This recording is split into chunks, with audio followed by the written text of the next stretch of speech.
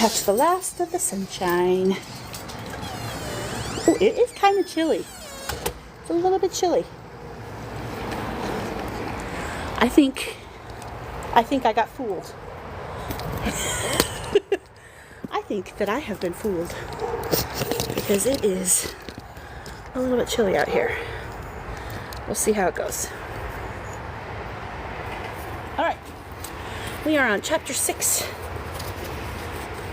getting spiritually activated. It's good because yesterday we had the mama trauma. That was a rough chapter to get through.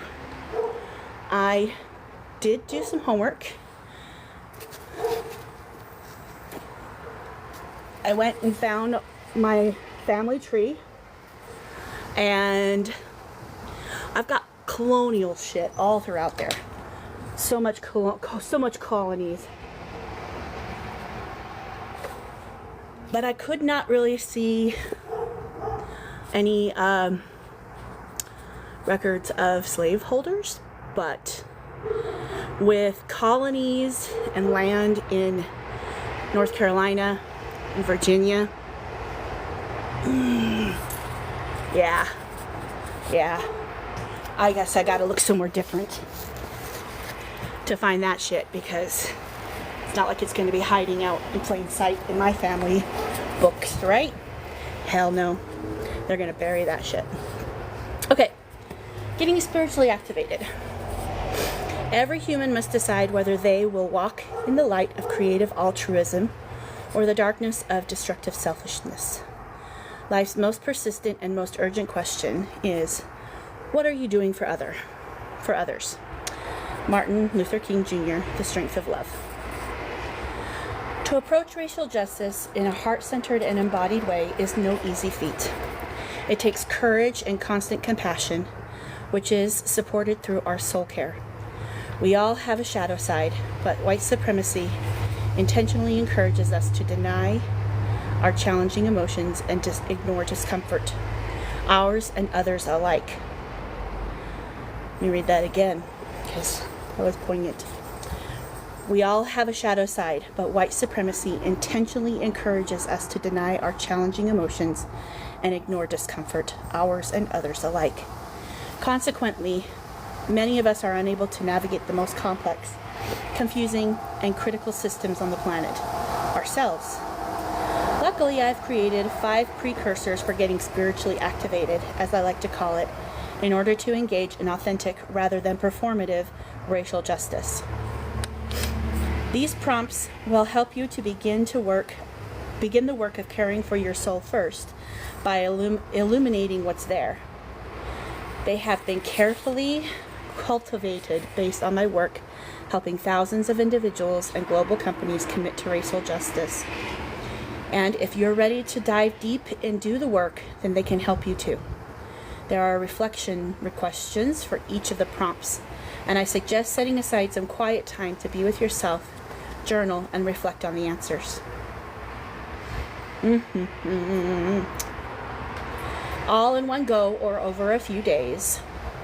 As I've shared, writing using your non-dominant hand helps you to get your heart out of your head. And so, as always, if it's available to you, I encourage giving it a try for some or all of the prompts. Remember, this work is trying and often triggering, so take good care before you begin. Light a candle, play some music, burn some incense, or have a hot cup of tea on hand to help support you as you move through. There are some soul care offerings throughout this chapter to help you ground and address whatever may arise from going within. Please know that if you need to take some time to get through these questions, that's okay. Take care of you, but do get through. These tools are important, and they are an opportunity for you to get raw and real with yourself, to crack your chest open and witness all that's there, the good, the bad, and the ugly, so that you can start the necessary work of standing in your truth, owning your shit, and healing your heart. Then and only then can you authentically commit to the work of racial justice. And make no mistake, this work is urgent. It is necessary, and we need you. Are you ready? I am, but I'm too cold. We're going back inside. I'm a wimp. We're going back inside. I thought. The sun teased me. It said, haha, it's sunny outside. Come out, come out. No, bitch, it's cold. Back inside we go. It lied to me, Evelyn. What? The sunshine. It's cold. It's cold out there. Oh no. It's too cold. Too cold. Too cold. I can't do it. It's too cold. So we're coming back inside. Hi, Trixie Lou. Oh, Trixie. Scoot, scoot, scoot, scoot, scoot, scoot, scoot, scoot, scoot. All right, here we go. We're about to get real close. Got your journal nearby. Jot down some prompts for later. Okay.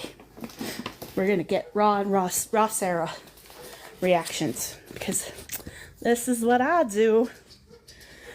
Okay. Number 1. Embrace vulnerability. Before we can commit to authentic anti-racism, we need to be willing to embrace ourselves, our transgressions, our experiences, our grief, guilt, and shame. And all of this requires us to become vulnerable. Vulnerability is the quality or state of being susceptible to physical, mental, or emotional harm, degradation, or destruction. Ooh, sorry. As the author Brene Brown shares, it is uncertainty, risk, and emotional exposure. Vulnerability is a precursor to empathy, vulnerability is a precursor to empathy and essentially every tool required to dismantle white supremacy, such as compassion, ingenuity, and resilience. Embracing vulnerability means trying with knowing that you may get it wrong. It means dropping your defenses and accepting things as they truly are. It means leaning into your discomfort so that you can learn why it's there and using that information to create deep and meaningful change. Racial justice requires courage, and to get there, we must first need to tap into the parts of ourselves that we most often seek to hide. Ooh. Is the bed too scrunched up for you to lay down to, Rusty? You need help, Rusty? My big dog needs the bed. I'm coming, Rusty. He's such a I'm coming. He's such a gentle giant. He's not even a giant. He's such a gentle big dog. He will not push anybody out the way. Will not push anybody out the way. He's so cute. Okay, journal prompts. How have I witnessed vulnerability in myself or others? Do any images, sounds, or sensations come to mind? What did I learn? Images, sounds, or sensations come to mind. What did I learn about vulnerability growing up? Who, if anyone, modeled vulnerability for me? What prevents me from getting vulnerable?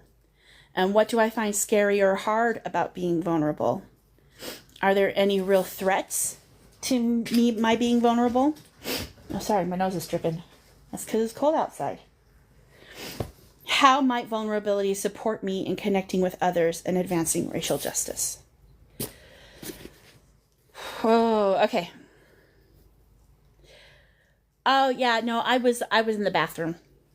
So there was nobody but my screen. So I had to pee before I started. Ow, I touched my head again. That's vulnerable. Tell people, don't hit your head with the car door. Do not recommend. Because then it's going to hurt for the next couple hours and days. It's bad news. Don't do it.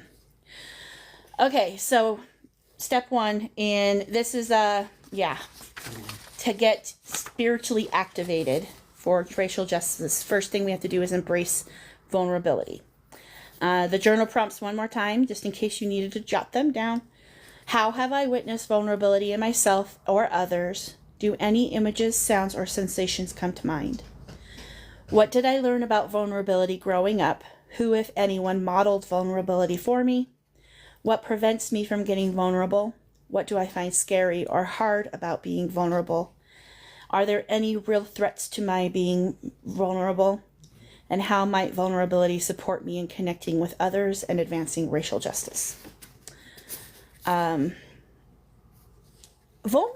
is actually something that I have embraced very openly and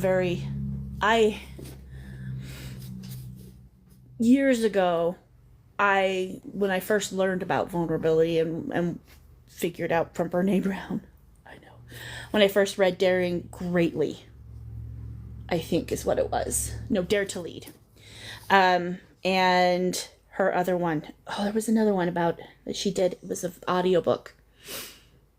And it talked about how you can, when you pretend to be something you aren't, and then you get rejected, that actually hurts more because you were putting effort into something, and then that person rejected your efforts.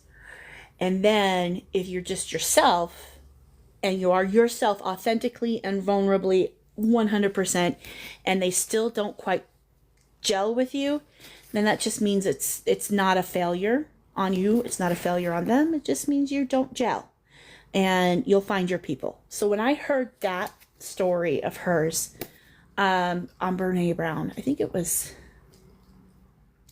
her vulnerability talk that she gave. It's an audiobook. That moment there solidified like so much of my trauma from high school, because I was always trying to be somebody else.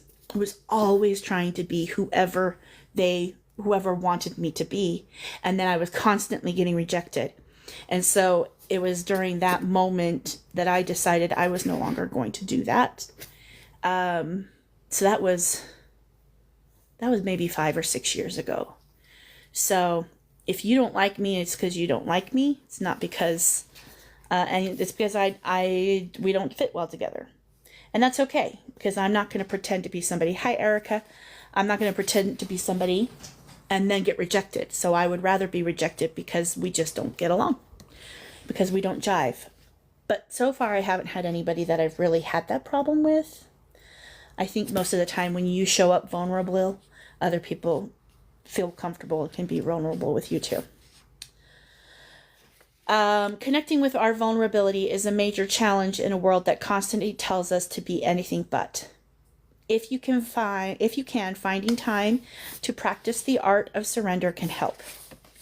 Find some quiet space alone, and take 3 long breaths, inhaling and exhaling slowly, and then repeat this affirmation. Okay. I am ready, able, and willing to get more comfortable with my discomfort. I surrender, I surrender, I surrender. Feel free to repeat this as needed, however and whenever it feels good, during breakfast, at gym, during a meeting, or whenever. Number 2, second step in getting spiritually activated. Get honest. It is impossible to bring about social change if we're not being true to ourselves, to each other, and to the cause. We all comprise light and dark, and both play a vital role. Our shadow side is part of who we are and how we experience the world. It is there to help teach us. For my fellow BIPOC individuals, let's get honest about the harms we've caused ourselves or other BIPOC individuals, particularly queer, trans, Black, Indigenous women, by internalizing white supremacy. For white folks, getting honest means owning whatever harms you've undoubtedly caused against BIPOC individuals. All too often, white folks exclaim, "I didn't know," about the realities of racism, anti-Blackness, or anti-indigeneity. Haha, getting better at it. And to that I say, bullshit. Y'all knew, consciously or unconsciously. Y'all knew. But you need to face yourself in order to admit it. What's needed is a serious reality check about our fears, motivations, and actions, and how they have impacted ourselves and others most poignantly and the most marginalized. Journal prompts. When was the last time I was truly honest about something hard, and how did that feel? If I am new to racial justice and the anti-oppression work, like the last few years or less, that's me. What took me so long? Oh, fuck. Why? If I had to switch places with another queer, if I had to switch places with a queer or trans, black, or indigenous woman, would I? Why or why not? What, if any, privileges do I possess that they don't? How have I harmed myself and or others because of white supremacy? And how does it make me feel to recognize the truth? Wow. Okay.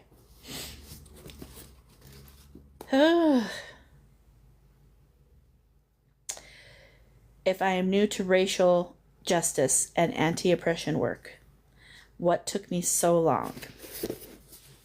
Yeah. Because like if you've listened to my faith story at all, you know that I left, like the first inkling of my shelf started in 2004. And that was when gay marriage was the hot topic for the presidential election time. And Kerry and Bush were running, and Kerry was pro civil unions and Bush was against civil unions. And I had been listening to podcasts and radio shows, and while I knew that civil unions was not the same as marriage, I understood that it was at least a step in the right direction, and I remember thinking that it was a good thing. But my religion came out with their everybody go vote message, like they always do. And they specifically said, don't forget to be a good citizen and a good member, and remember that we don't believe in gay marriage. Or something to that effect. And I remember that was a huge piece of my shelf because the church wasn't supposed to tell you how to vote. And I felt very much that this letter from the first presidency was telling people how to vote. I didn't like that. And while I agreed that civil unions was good, did that mean that I voted for Kerry? Nope. I did not. Why didn't I? Well, why didn't I? Because my religion pretty much taught me that we were supposed to be Republican. My family very much was Republican. And I thought that's what I was supposed to do. I believed myself to be, what's that I always say? Socially liberal and fiscally conservative is what I considered myself to be. But the fact is, you cannot be socially liberal and fiscally conservative. You just can't. Those two things cannot exist. Because if you accept that there is a need for social safety nets, that means it's going to cost money, which you have to put towards social money. So I was ignorant. I was happy to stay ignorant because it didn't affect me. Honestly and truly, it was nothing more than a talking point. And I think that for so many people who do not vote and use their voice to help support social networks and social justice and racial justice is because it doesn't affect them. To me, it was nothing more than a debate topic. It was not home. It didn't hit home. And my house was safe. My people were safe. My family was safe. And I didn't have to think about things like that. So it was really easy to forget. Yeah. If we don't care about things unless they affect us, unless it comes home. And oftentimes that's too late.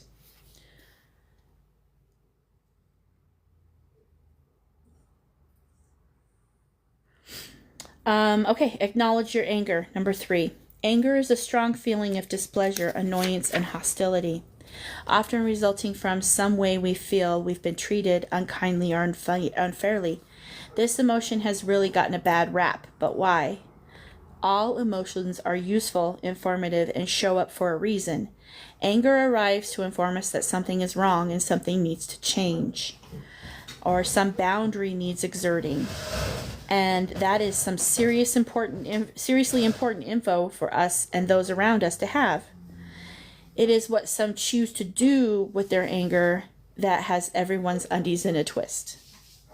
Make no mistake, Martin Luther King Jr. was angry. And he channeled that anger into a movement. Just because you feel anger does not mean you gotta run around calling everyone an asshole.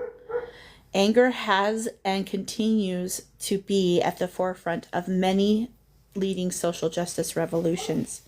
So we need to switch up our perspective on and relationship with this particular feeling. Most of us, socialized as women, were taught that rage is wrong.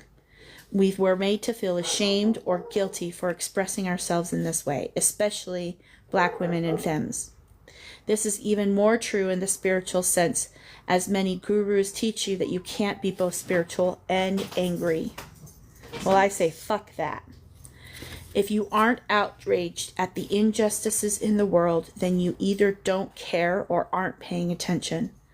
So let's reacquaint ourselves with our good friend anger so that we can learn ways to fuel it in positive and progressive change. We'll dive further into this in chapter 9, but for now, let's just start getting familiar. Here's our journal prompts.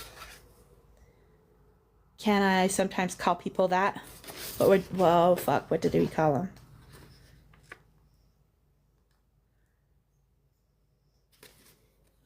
What did I say? I don't know what that was for, Renee. Sorry. Journal prompts. Do I feel comfortable expressing my anger? Why or why not? No, I do not. I don't feel comfortable expressing my anger. It is definitely something that I need to work on, because that is hard for me. Mostly because I don't express it, it gets shoved down until it poof out, and then it doesn't come out in healthy ways, right? Self-fulfilling prophecy. How have people in my life responded to my anger, and how did that make me feel? Oh God, they hate that. They hate it when I lose my shit. Because I don't get angry. And I think that's why when I do, it frightens them. And for 46 years of my life, I didn't get angry at all. Like, it was big time. So now when I watch things and I get angry and I express it, they don't like it. It does, right? It definitely makes us scared. It makes me feel scared. How does it make me feel when others express their anger, especially Black women? Oh, I want to know what I did wrong. I automatically feel like I did something. And I find myself figuring out, what did I do wrong? What did I do wrong? What did I do wrong? Because if somebody is angry, even if they're not angry at me, I still try to figure out what I did wrong. Because my brain tells me it's not me, but my body tells me no, it's my fault. When have I witnessed anger expressed in a way that helped fuel collective change, and how can I do the same?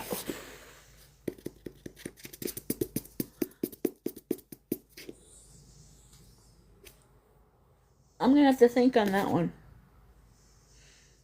A positive use of that anger. How have I seen that? I will say, like, when I was on that live right after the election, and those black women came in, and they were so validly upset, and I, as a white woman, was trying to be smart and sassy, and I was failing, and they called me out on my shit. And I sat there and listened to them and their anger. And at first I did want to run away, which is what I did. I wanted to run so bad. But because I sat long enough and was able to listen and validate, I was able to find what actually was my problem. They did help me to break through, which was that I did put my own comfort above everything else. I did not step out of my comfort zone.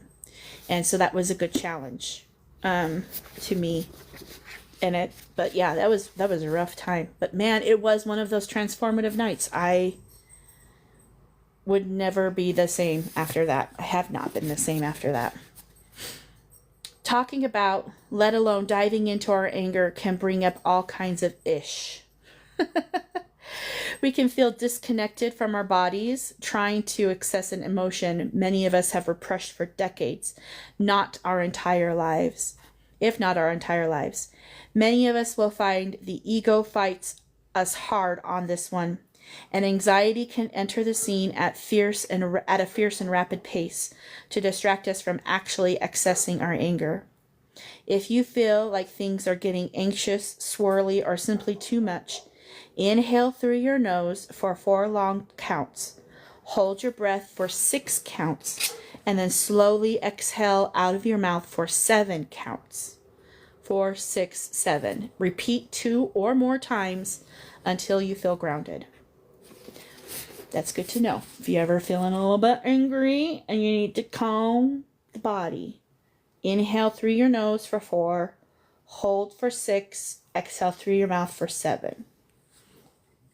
Give it a shot. Have integrity. Number 4. Integrity is huge for me. It has always been one of my guiding things. Yes. Okay. Integrity is the personal choice to hold oneself to consistent standards. There are a lot of performative allies and activists out there, and spiritual bypassing is at an all-time high. We'll get into that, all of that, in Chapter 8. If you think love and light supremacy is going to solve the dis-ease that is racism, you aren't really doing the work. And if you believe that your good intentions make you incapable of causing harm, guess again, friend. I am not and never will be down for that shit. It can be easy to appear to act in allyship, but are your actions aligning with your appearances? Okay, let me say that again because I kind of lost the plot. It can be easy to appear to act in allyship, but are your actions aligning with your appearances? Are your teachers and mentors, are you following, supporting, uplifting, checking in on, learning from, about, paying, and centering Black and Indigenous women? If not, there's a disconnect, my sweets. Irrespective of intentions, what we do and say is what has all the value. Impact over intention all the way. As such, we need to focus in our sincerity to this deep and meaningful work by unearthing the heart of the matter, getting intentional with our word, and sticking to it. Journal prompts. Do my actions align with my intention to fight racial injustice? And do my words?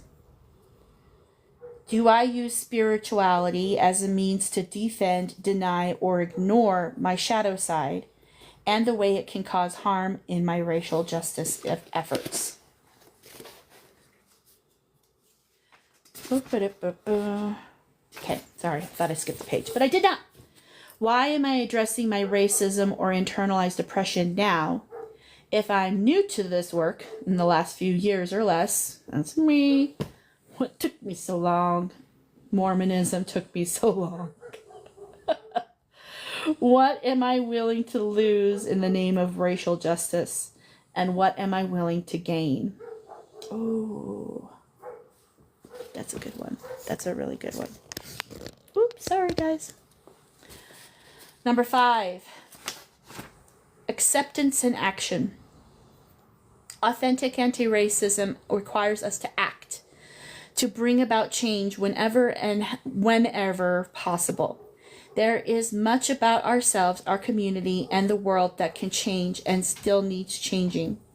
Still, equally important is finding a level of acceptance for all that has and continues to transpire. The actions we did not take. The injustices we have already suffered. Those who have harmed us and the harm we have caused. Acceptance isn't agreeing with or condoning what has happened, nor does it mean allowing further transgressions. It means that we do our best not to succumb solely to suffering or getting entirely overwhelmed by the thick web of white supremacy. We practice loving kindness towards ourselves for what we did not know try again. We practice loving kindness towards ourselves for what we did not know or were willfully refusing to acknowledge. And we do better. We accept that we cannot fix every single issue in the world, and we devote ourselves to doing the best that we can with the most pressing issues. That's really tough because so many problems seem to be so loud all at the same time, especially right now.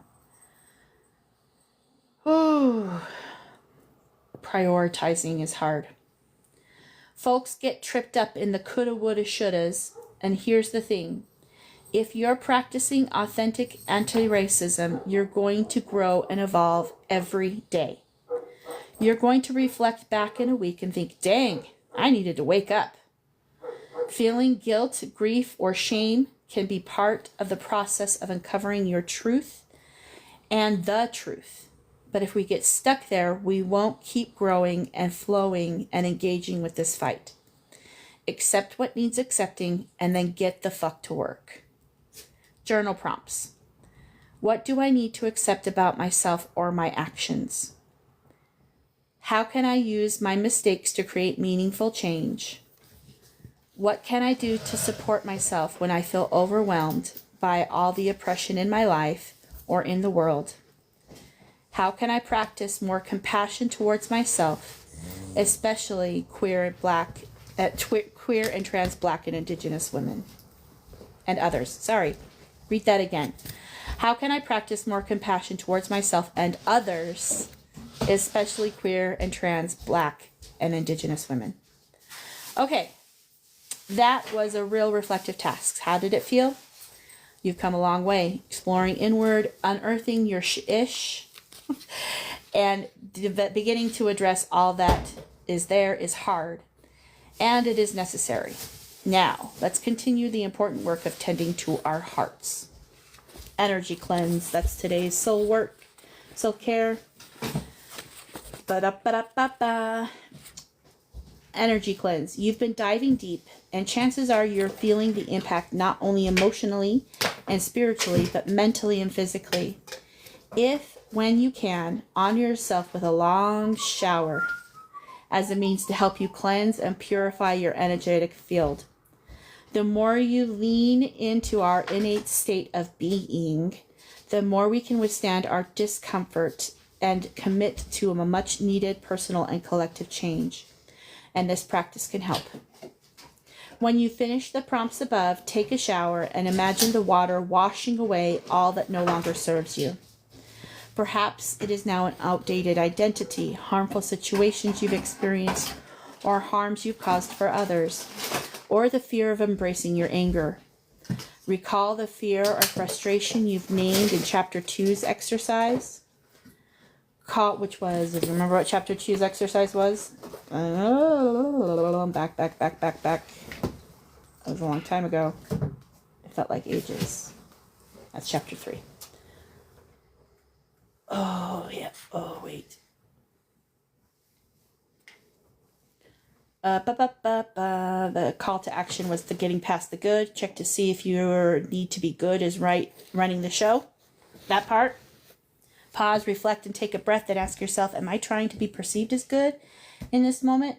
Why? What am I afraid of? Am I trying to be right about this situation? Why? What do I believe I will gain from being right? Is that true? What might I lose from my need to be need for being right, and who might it harm? That was the exercise. Okay. In chapter 2.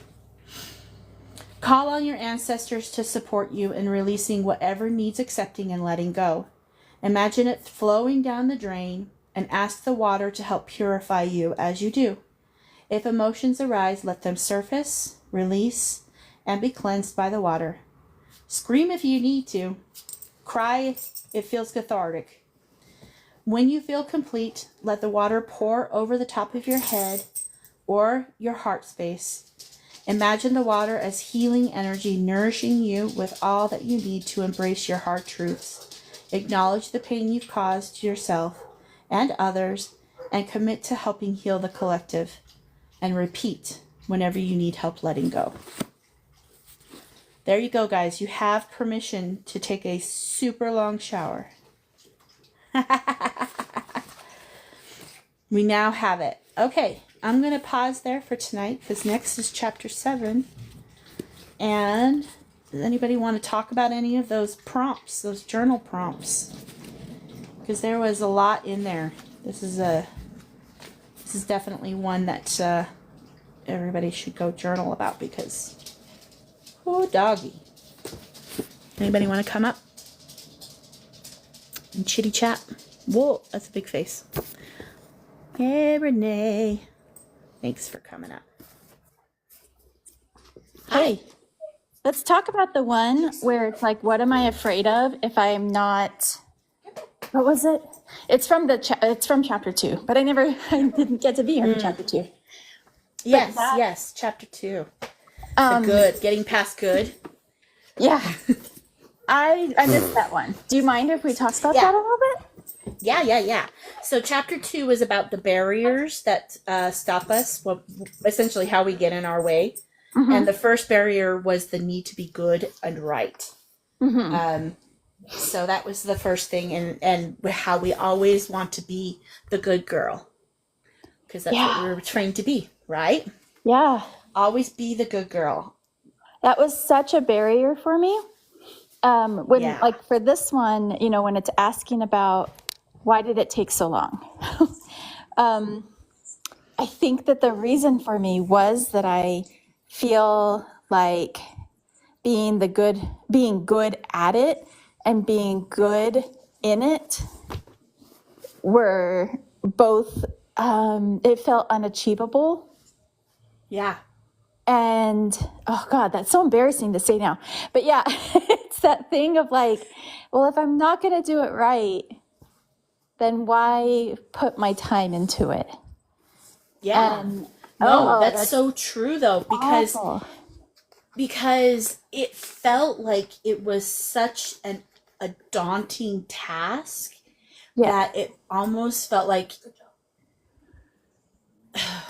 and see, and even like, me saying like it's awful, I'm like, oh wait, that's even it's like I have some grace for myself, but yeah. It's just like it's crazy. I mean, but it felt like it was so big that it was like insurmountable, and it felt easier to just be like, somebody will figure it out someday. Mm-hmm. Somebody will come along, because it didn't affect me directly, and so it's like somebody who knows better than me is going to come along.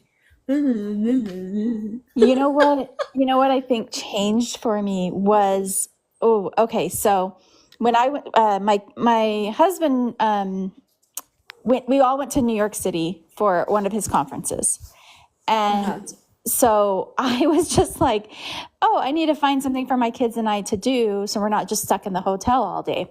So I looked on the Airbnb, like walking history tours, And I was just trying to find something because like the last time I had gone to New York, I had done like a couple of walking history tours and I was like, oh, I learned a lot. That was really good. And you know, like we toured like famous authors of Brooklyn, and we toured like, you know, different, like I don't care. I think we even did baseball. I don't know, but I did an LGBTQ walking tour. That's what I found. And to start with, I emailed the guy who was the tour coordinator, and I said, like, is this appropriate for kids? My kids at the time were like 10. Oh gosh, I don't remember how old they were. They were like 9 or something like that, and then like 14. So kind of on the younger side, not so young that they couldn't Not get it. toddlers, but yeah. And so I had just said something like, is this going to be appropriate for kids? And like with no other context, I just emailed and was like, is this appropriate for kids? And he emailed me back, thank goodness, with so much grace. And he said, like, what would be the issues that you think you might have? Because we can modify the tour, but like, what are you thinking might be the problem? And after I read, I was like, oh my gosh, that probably came out so, you know, like, is it appropriate for kids? Like, why wouldn't it be? It's history, you know? Right. But anyway, I was like, I don't actually, are you going to any bars? Like, I was just trying to like cover CYA right there. Right. CMA. And so I was like, is there any bars or anything like that? And he was like, there are, but like, we just walk by them. Anyway, so we got to this conversation going, and he was like, we just started like a back and forth so that by the time we got there and went on this tour, we were like, oh, it's so good to finally meet you and all that stuff.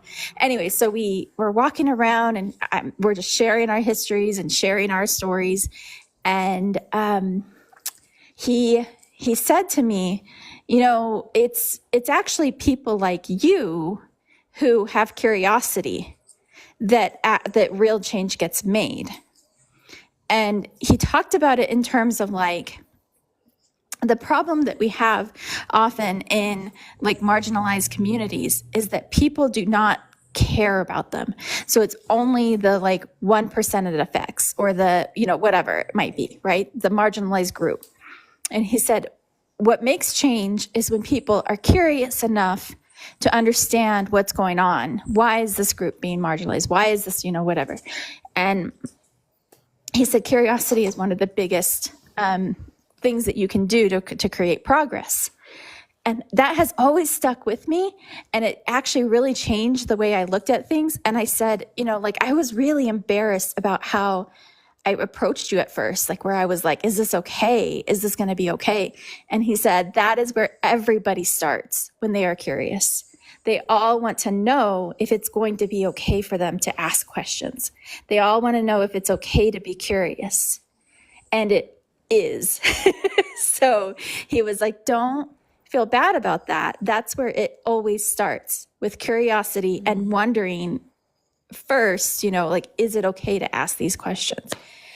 And that like put such a relief off of my shoulders for the rest of like my life. I think that was, you know, I don't even know, that was like 8 years ago. I don't even know how long ago it was, something like that, like 8 years ago or so. But yeah, I don't know, I think that was a good invitation from him to let you be vulnerable. Yeah. And he embraced that vulnerability rather than shaming you for it. Yes. Because, that could have gone like really weird. Like, if it's like, why? What are you afraid I'm going to do to your kids? Like, that could have been the response. But instead he like leaned in, like, where's this coming from? Mm-hmm. It definitely made sense to him once I said I was Mormon, but click, gotcha. Yeah. Right. But that little bit of testing, and then somebody being responsive and allowing that space so that you can feel that vulnerability and asking questions, because that's really what it is having the courage to be vulnerable and then finding somebody who is going to allow you to be vulnerable because they have the space for it. And that doesn't mean that those people who don't have the space for it, they've been hurt, they're not ready to be in that space with somebody who is going to ask those kind of questions, and that's completely fair. You just find somebody else who's going to answer your questions, and I think Yeah. that's And the trick. I think it's what's really important is that we remember that it's always like somebody starting from scratch is going to probably have really dumb questions, or that's not the right word I want to use, but really like Naive. naive questions. Yeah. It's Yeah. going to come from a place that's probably okay and maybe even good, but their questions are probably going to come across at first with like, whoa, what? Yeah. So I Yeah. There's going to be try a so hard. sensitivity there, and they're going to say things wrong, and they're going Yeah. So that's Yeah. where the anger can come in, right? That's when we can let our anger be incited and be like, how dare you? Like, how dare you not understand in 2025?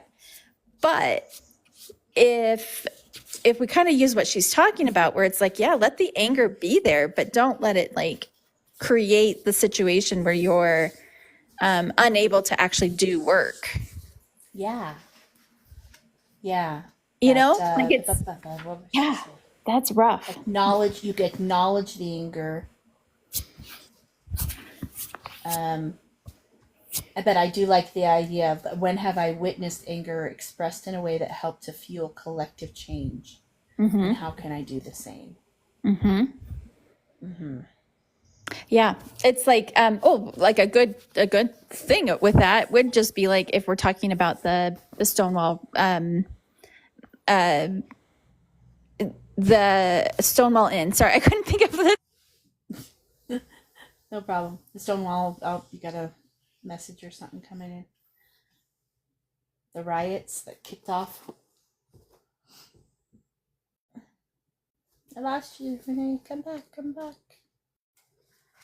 Sorry, that No was problem. my battery. Yeah, I could not think of the name for a second. Yeah. Yes. Yes. But that's like when anger produced change. Like they were tired of being abused, using, or that's taken for granted and taken advantage of by the system that was like set up to make them stay hidden and stay, oppressed in their place, and they were having to pay like this organization. We'll just call it an organization.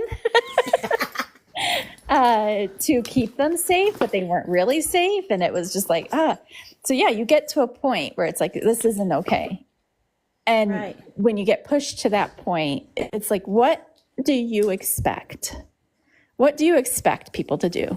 The idea that you would expect people to just continue to take it is appalling. Right. Right. Because that yeah. Do I feel comfortable expressing my anger? No. Do you? No, I don't. I still Is there a don't. way to get past that? You know what? I don't know.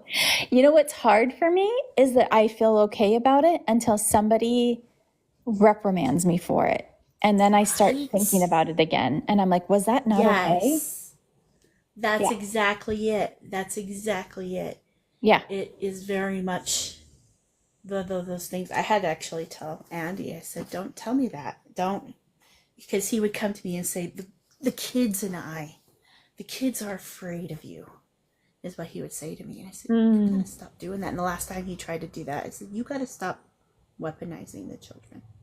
Don't do that, because that makes me afraid to talk to them, and it makes them afraid to talk to me. Yeah. Don't do that." Like maybe it could just be like, hey, I talked to the kids because the kids talked to me. I talked to the kids about how sometimes we all have a little bit of anger, like let him tell you about how he stood up for you in that moment. Right? Not let, That's what I need. yeah. It's what I need. Hi, Sarah. How are you? Hi, Sarah. Yeah, because the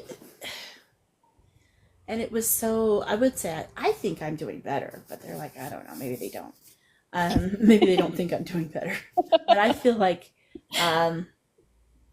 for a while there, yes, I would scroll TikTok and I would get incised by somebody and I would do a stupid video, clap back and get so upset at especially when I was very much in the Mormon world of TikToking Yep. and trying to communicate with them. But boy, that's a whole lot better when you just block them all. Mm-hmm. Yeah, my anger went like immediately down by like once. I just was talking to somebody else who we both know, and I won't say her name on here, but I was recently talking to her about it and how it's just like once you took the time to be like, you know what, it's not going to get better. I'm not going to change any hearts or minds there. Like once you kind of do that, it just sort of feels like, I'm actually doing okay. My life is pretty good not thinking about that. And release it. Yeah. Yes. Block the Mormons and have peace of mind. It's definitely one of those things. And I think like it was a couple, I don't know, maybe a month ago when we had that live with those two active members and I saw Cammie pull in and immediately I was like, oh, hang on just a minute. Let me just block her because I don't want her in my place. I'm like, I don't know why you're here, but I'm not going to let you in. Yeah. We don't have room for that right now. We're trying to have the space. have a conversation. I don't want to talk to you because you are a genuine person and I don't have anything to say. So there are some of those people that it's like that's where the my integrity came in, right? Where was that integrity prompt? Let me find that. Yeah. The do my actions align with my intention to fight racial adjustments? Do my words? I tried really hard. Right.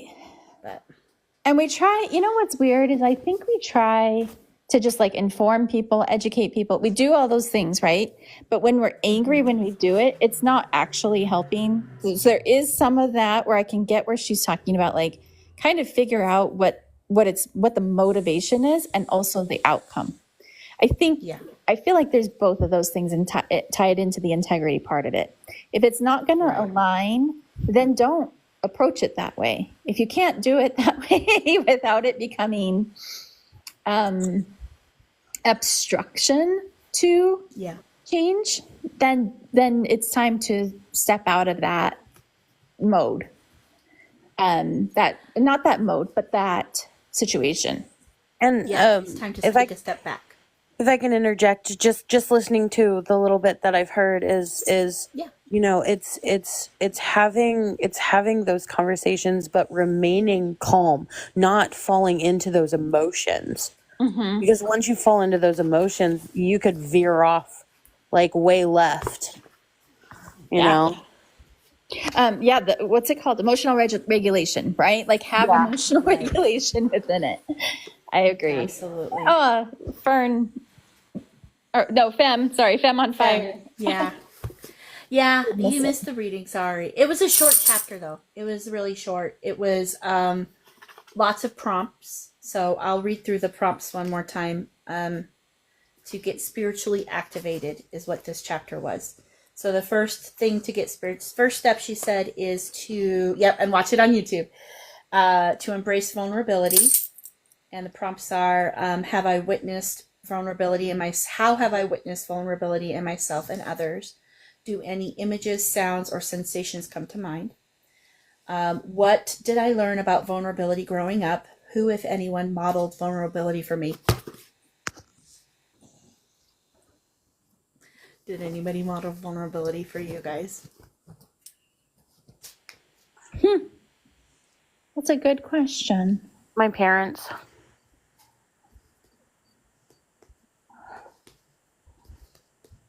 I don't think my parents were very vulnerable. I don't think mine were. I feel like in the Mormon church, it's hard to be vulnerable because that's whenever you're going to get attacked because you're not falling in line.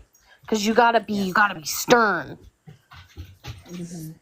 Well, And if you, it's very much about being accepted. And if you are not trying to fit in, then you will not be accepted. And if you, that makes it really, really hard to fit in and feel like you belong. And even then, you don't feel like you belong. We all just pretend. We all just fake it. I risk calling myself a trailblazer, but I really can't think of anybody that modeled it for me. I know, I really don't. I really had to learn it from, I guess, you know what it was? I did have, you know what? I had one young women's leader who I think was truly herself. Mm-hmm. And everybody fucking loved her. She was amazing. She came in, she said things plainly. She said things that some people weren't supposed to, you know, good young women leaders weren't supposed to say. She laughed loudly. She lived brightly. Yeah. Yeah, amazing. She's probably the closest person that I can think of. I could only think about people I read about or watched on movies. I really can't, like, that's where I learned it from, is like my history books, my memoirs, my, like, things like that, because I didn't have it in my personal life where I was like, oh, that's somebody being vulnerable and doing the work through, like, the fact that they knew that they might not be able to, but doing it anyway. Right.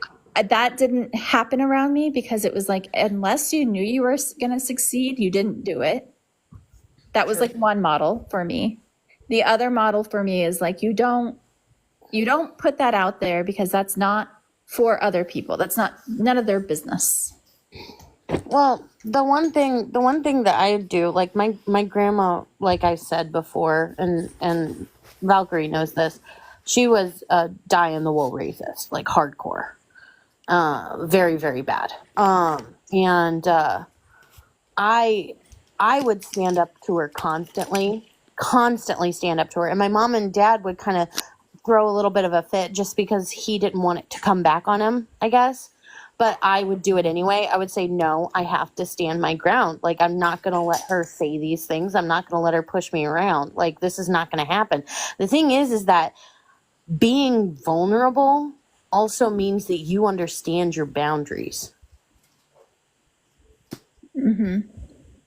Like, you understand where your boundaries are, because you have to be extremely vulnerable to know where those are.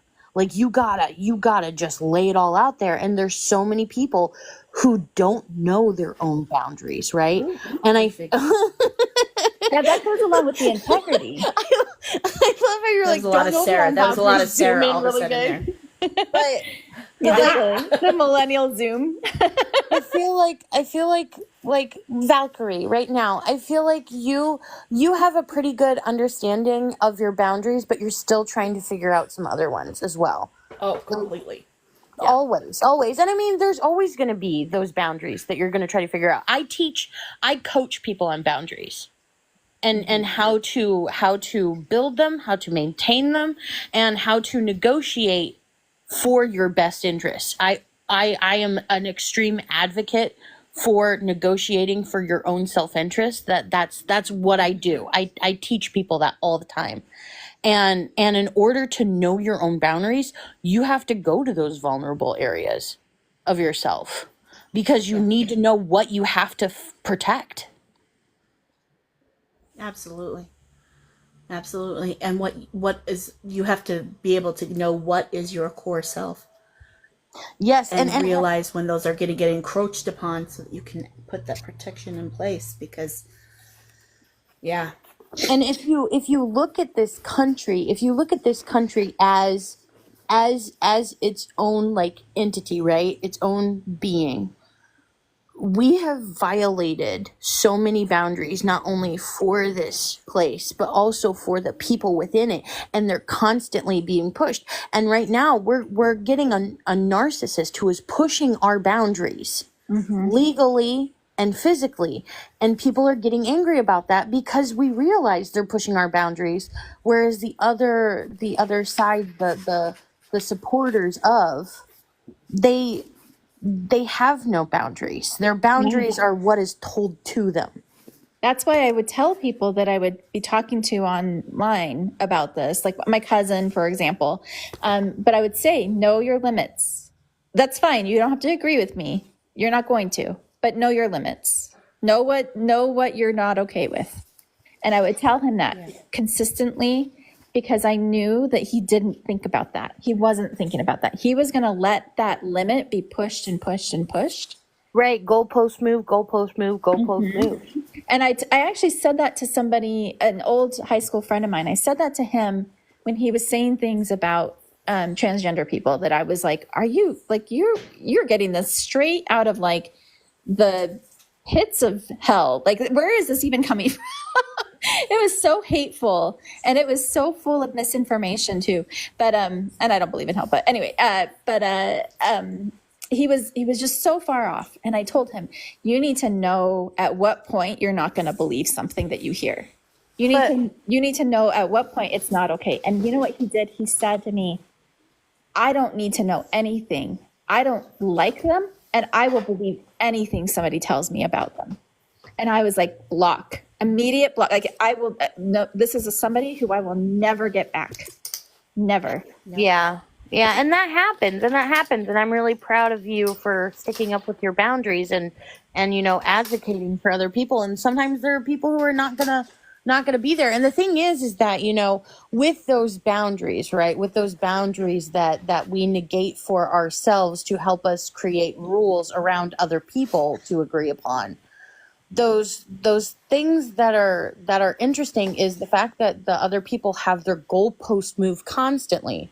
Mm-hmm. They are unable to think about their own boundaries because they're waiting for the goalpost to be moved again. They know it's going to happen, and they're just compliant because they haven't decided, okay, enough's enough. Because saying enough's enough is a boundary. Mm-hmm. Yeah. And I love your guys' boundaries. And that need to be right is hard. It is. And that's a huge barrier. And I think so many people pick that, like, even though they can see that this is not what they wanted, what's happening in our country right now is not what they wanted, but the need to justify it because they have to be right. Yeah, they'll continue chasing it. If it surpassed what they thought was going to be okay, they will continue to chase it still. It's like a car that zooms past you, and they're like, "Oh wait, I better catch it." Well, that's the other thing, right? That's the other thing is if you look at it, right, we right now, as I'm just gonna say it right now, just what are your pronouns? She, her. Thank you very much. So we here as women, we know that our boundaries have been crossed. Mm-hmm. We got that down pat. But the other thing is that you have these individuals who have been indoctrinated into the church to believe that their body is for just procreating. So they agree with these laws because, hey, that's what I've been put here for because that is what I have been told. Mm-hmm. And the thing is that growing up in a place where you do not have that free will, that true free will that they talk about in the Bible, right? Not having that free will and told everything that you need to do, you grow up with no boundaries whatsoever. Yeah. And to not have boundaries whatsoever, you're going to automatically say, yes, that person is right. He is right. Because the way that they're doing Christian nationalism, it fits with their faux, I like to call them faux boundaries, because they're not their actual boundaries. They're what has been placed upon them. I like to call those Fox boundaries, like Fox News. Just kidding. 100%. That's where they're getting it. No, I totally agree. And I think that what you said there too about like how our bodies were not ours from the moment we realized we were supposed to have children. Right. 100%. So never. Mm-hmm. Because I wanted to be a mother when I was 5. Mm-hmm. I never wanted to be a mother. 5 years old. But now I have a daughter. It's my fiance's daughter, and I love her to death. I never thought I would get here, but it's great. Yeah, it's, you know what though? It's like you chose it. And not that I didn't, but here's the thing. Oh. I have always wanted to be a mother. I'm so happy to be a mother. But what I mean by this is that I didn't ever get told that it was going to be something I would choose. It was like, if I don't get to, quote unquote, then I'd have to Right. learn how to deal with that. But Right. you're going to be a mother as long as God says so. And I think that's the reason there. That is the key right there. That's the key to the ignition, is the fact that, you know, how we wonder why these people aren't waking up, why they're not seeing the reality at hand, why they're not doing that. And you look at the vast majority of cults that have been, those people came into the cult, and usually they weren't kids, right? They were adults. But then you have like the Children of God cult that still exists. Most of them are still indoctrinated. There are a few that leave. Same thing with the Mormon church and different sects of the Mormon church. You have some people that leave, but then they, like, a lot of people go no contact, because now you are the epitome of what is sin within the guise of their cult. Mm-hmm. And that's why they're looking at us like we have two heads, is because now we are the sinners in their eyes. Yep.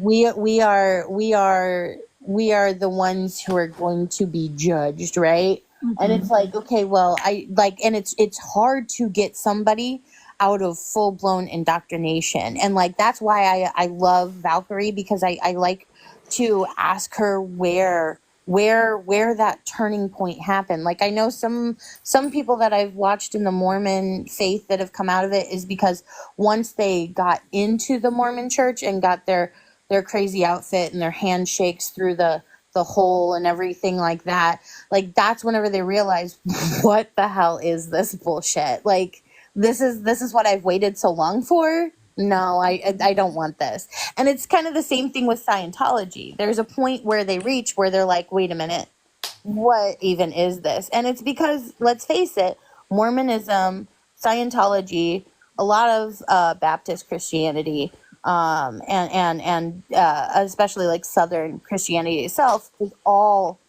a Ponzi scheme to get rich. It's all about wealth. Yeah, don't say that it's just in the southern region, because I'm in Arizona. It's not. And It is very much. It is very much in the northern regions as well. I'm just thinking of, you know, a lot of the mega churches that are down south. You know, that's what instantly comes to mind. Yeah, so I went to a mega church. I grew up in a mega church. Just, you did? Yeah, an evangelical mega church. Like, that's basically what it was. So it really was a multi-level marketing, if nothing else. It was, you know, if you didn't pay enough, you didn't really get to be in the part of the winner circle. That's literally what they called it, the winner circle. My mom used to get all these, you know, we'd get these gifts in the mail and be like, Mom, what is this? And she'd be like, oh, I donated to TBN again. So we'd have like a goblet or we have like Jesus's first. Sorry. When I think about some of the things, like some of the gifts, the free gifts that you got with your $200 donation, like some of them were so ridiculous. And my mom would just be like, you know, this is what we're doing. This is what we're doing. And I grew up in Arizona. It wasn't the South. It had nothing to do with the South. So when I say like, oh, it wasn't just the South, don't let them get away with that. Because there were California ones. There were, my sister went to Hawaii, California, and Tahiti, based in these YWAM missions. which is like a cult within a cult. Oh yes, oh yes. I like there are a lot of missions out there that are very cult based, and the other thing is like listening to, I can't remember who I was listening to. I follow this former Mormon member on YouTube, and I love watching her videos. She's blonde haired, blue eyed, which that describes a lot of Mormon women. So, but Melissa? what? She got. Did she write a book about how to live I in don't Mormon remember church? if she wrote a book, but I know that she's really thin. Her husband also left with her. They left at the same time. Like they got married and then they got out. And I can't remember her name. I'll have to look it up later and provide it, because she gives some really good insight, especially about like, breaking down different things. But one of the things that she said was like how she figured out, like the one thing that made her leave the church was figuring out that the money was not going where they said it was going. And the fact that she was talking about how they had given about $20,000 to boys who were going on their missions, and then realizing after the fact that, well, they only get a certain stipend per day, and they have to find their own transportation. Most of the time it's walking and biking, and the fact that, well, where's the rest of the money? Because it didn't take $10,000. And like one of the boys said that he only had a stipend of $300. So he had to make sure that he had to go to different Mormon homes in order to get food, because he wasn't going to have enough. And then he realized that that's whenever they didn't care, and he left really early. Yeah. I mean, it's really, really, really, really wild, like what happens. But like, I'm really, really glad that you guys are here. Yeah, when I joined the Mormon church, or when I left that cult for the Mormon church, I thought I was getting away from it. And so when I thought I was getting away from the like pay to play, I didn't realize how much it is in the Mormon church, like even more so. I had no idea. When I joined when I was 18. And that was one of the things that made me the most angry too, because I was like, I purposely left that. I thought I was joining at a church that had quote unquote unpaid clergy. Nope. Right? They doubled down on it. Did you see that part? Yeah. That this year they doubled down on it. They had a 70 who said once more that our people are not paid. Wait, hold on. What can you explain that again? What is this? So a huge point growing up, like a big point of pride in being a Mormon, was that we don't have paid clergy. Our clergymen are not paid. And growing up, that was a firm belief that I had, that we did not have any paid, paid for in the church. Question But real then quick. Question real quick. What is a clergyman in regards to like a like pastor or Okay, priest or I thought so, Yeah. but I didn't want to assume. Like a religious Yeah. leader in any Okay. way. Yeah. Okay, Yeah. thank you. I just need to make sure that I'm following along the right way. Got it. Yep. Yeah. Yeah. So we were taught growing up that the Mormon church, and Renee, we're not growing up, that the Mormon church, we do not pay our people. Everybody is volunteer. Huge point. Like, I thought that was amazing. And then leave and find out that no. There's everybody in leadership up above, like I think it's a 70 and higher. They get an annual salary. It's called a stipend. And it's A not living just stipend. it's not even just that it's like, oh, they get paid for their work. They get paid a lot of money for what they're doing. And, they'll tell you like, oh, it's not very much. It's a modest, it pays for the things that they need. Modest. But what But they need a house. It's like 100 in Salt Lake. 120,000. It's like it's sizable. It's a lot. Yeah, it's Oh, over so- 100, almost like 150,000, if not more. What you're telling I think me it's is more now. it's definitely a pyramid scheme. Got it. Yeah, Yes. and the Now, other for part the of men. it is that they would say those things, and then they would go, well, we get donations from people all the time. That's what helps us to keep doing our work. And so it was like fine to me then that like they would go to a restaurant and maybe get their meal paid or something like that. I never batted an eye at that. Or they would get a free room And at the for Marriott. instance, like if you had somebody come to your state conference, an area president come to your state conference, the Uh-huh. state president's wife has to make them food. Like the Stake Relief Society president and the stake president's wife get together and they plan the meal for the in between session. It's like, Treat them like kings, basically. yeah, Because it wasn't just a meal. It would be like, what do you all like? the while, What do you all the want? while, just telling us that our people, we don't all volunteer. It's all volunteer, all service. No, it's not. It's No, it's not. not. Why are you lying? So And so this is kind of a known thing, and especially when you come out of the church and like everybody's talking about outside of once you're out. And so I thought that it was like a lot of the members were saying, yeah, sure, they get a stipend. But they just had this last conference, one of the 70s once more said that we don't pay our clergy. I was like, you motherfucker, why are you lying right now? Why are you lying to my face? Right on the pulpit. When I was growing up, my evangelical church, I knew that the pastor was getting money. I knew it because we would go to his house and he had 2 different pools. His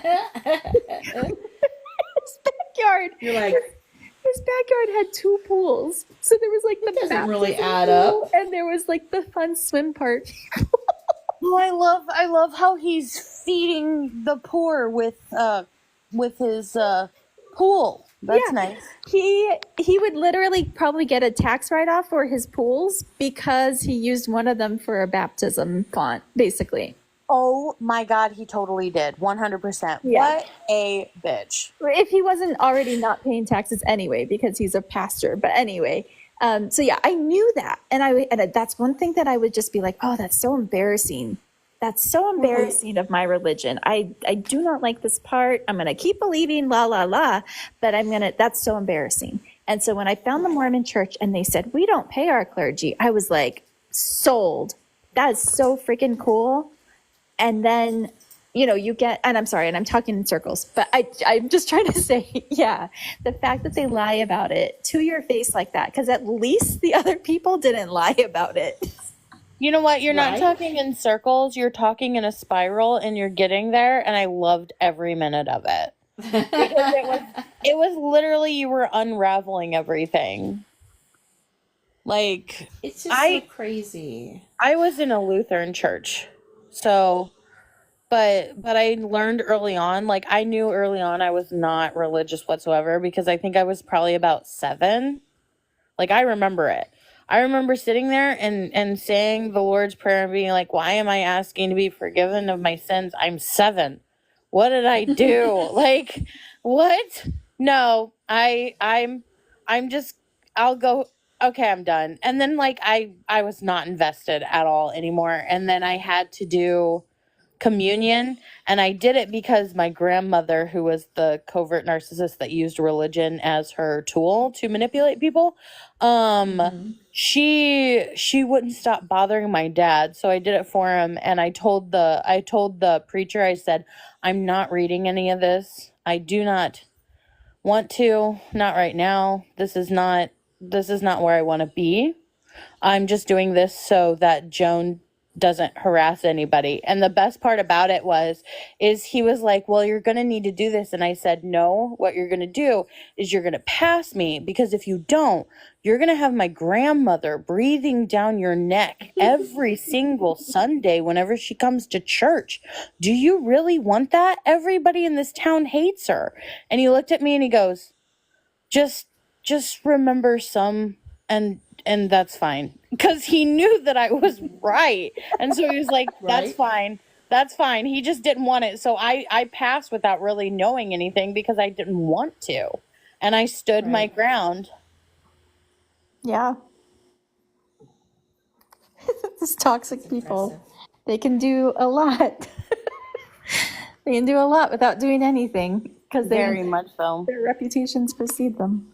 Oh my gosh. Well, whenever my grandmother died, or when my grandmother passed on to the other side of wherever she is, whenever she passed on, people were at her funeral, and like I'm standing, like turned around, and these two ladies are going, man, I never really talked to her. And the other lady goes, I never really talked to her either because she was a gossip. She was awful. She was a terrible person. And I turned around and they're going, oh my gosh, I'm so sorry. And I go, no, she was a terrible person. Let's face it. She was a total bitch. And they were like, oh, thank God. It's so funny.